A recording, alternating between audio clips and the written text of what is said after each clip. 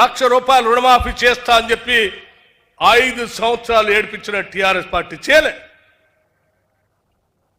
ఈరోజు 10 సంవత్సరాలు పరిపాలన చేసిన మీరు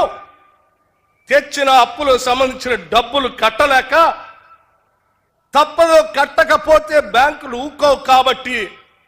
కేవలం ఈ 11 నెలల్లోనే హార్డ్ క్యాష్ 64,000 కోట్ల రూపాయలు బ్యాంకుకి అప్పులు వడ్డీలు కట్టాం. ఒక పక్కన